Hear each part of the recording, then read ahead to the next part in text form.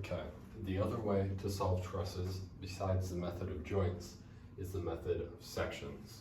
So, the method of sections is easiest to use when you're only asked to find the force on certain members, or when there is a lot of members, okay?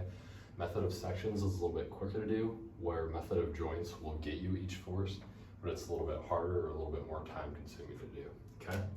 So, same thing, to start with method of sections, you need to find a global equilibrium, okay?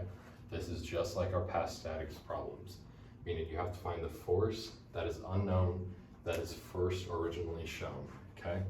So that means at this pin connection, we're gonna have an X and a Y, and at this roller connection, we're gonna have a Y, okay?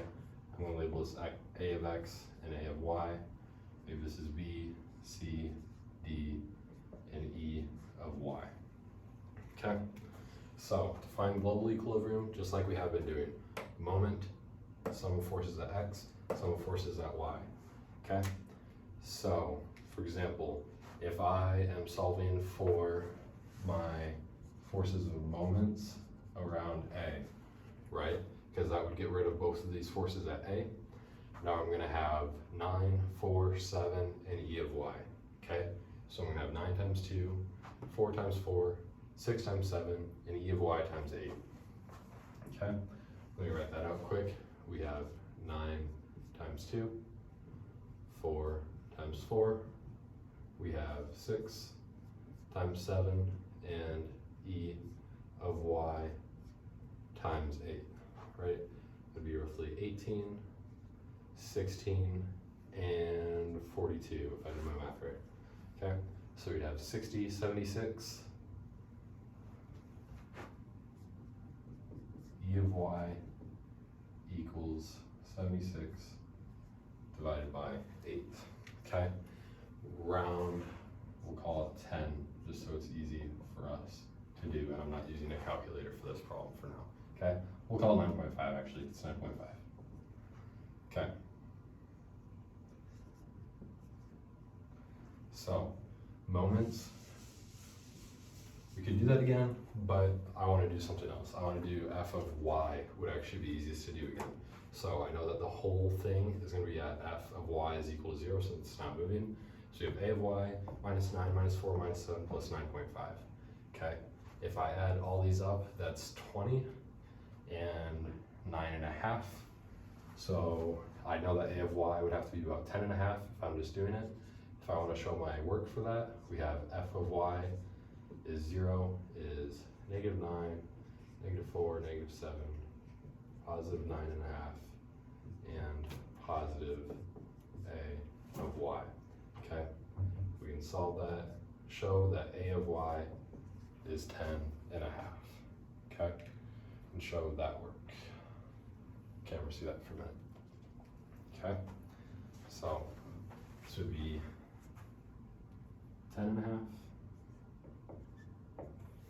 And if I were to show my F of X, since there is no other force acting in that direction, sum of forces at X equals 0 is A of X, and we have no other forces acting on that, A of X is actually equal to 0. Okay? So, up to that point, that has just been our normal statics problem so far. Finding global equilibrium using moments and forces, okay? Where we start from this then is method of sections. Cut through the members of intersection, okay? Or members of interest. Note about this. No more than 3 members can we cut through, okay? This is because we'll use moments, sum of forces in the X, sum of forces in the Y, okay? Or we're only gonna have 3 equations, so we can't have any more than 3 unknowns if we're gonna be able to solve this, okay? So, and we wanna choose the side that's gonna be easiest, okay? Looking, if we're gonna cut it right through these members, the side that I think is gonna be easiest is actually gonna be this side, okay? So, what I'm gonna do is I'm gonna redraw this really quick for us over on this side, okay? So we have a force, some force, connected over here. okay? We know this is 7, this is 9.5. I'm going to guess that this is going to be up, could be wrong. Also going to guess that they could all be going this way, okay? Why it doesn't matter, or why I could guess, is actually because I could draw these going in any direction, and if it's negative, all I'm going to do is switch it back around, okay? So I could draw it any direction I wanted to. If it's negative, I'm just going to switch it back. If it's positive, I'm going to keep it. If it's negative, I advise switching it back so you can actually keep your signs positive, or yeah, so you can keep your signs positive and show them going in the right direction. It's just a little bit easier to think about, okay?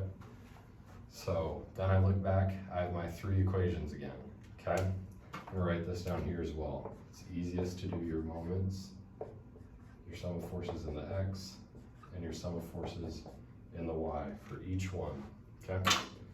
So looking at this, if I do sum of moments, and I'm gonna do it around this point, because that gets rid of 3 of my forces, okay? All I have is 9.5 times 2, and then I'm gonna have this force, which is also going positive. So I'm gonna have, what do I wanna call this? I'm gonna call this f of x, okay? F of x times 2, because we said this was 2 and this was 2, those are just our distances, okay? So I found that f of x is actually gonna be equal to negative 9.5 through that, okay? So what that means is what I'm gonna do, what we just talked about, I'm gonna switch my sign around, show that this is 9.5, but it's actually going in that direction, okay? So that's our first force. We use sum of moments.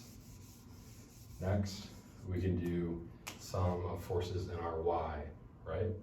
Sum of forces in our y would be easy to do, or sum of forces at our x at the same time, actually, because we're gonna have another tangent with an angle, right? So this, I always wanna think about as an x and a y component. So, and I'm gonna think about that as g, okay? So, sum of forces in the x and sum of forces in the y. I'm gonna do these at the same time because there's an x and a y component, and I have 2 equations left with 2 unknowns, okay? So, forces in the x, I have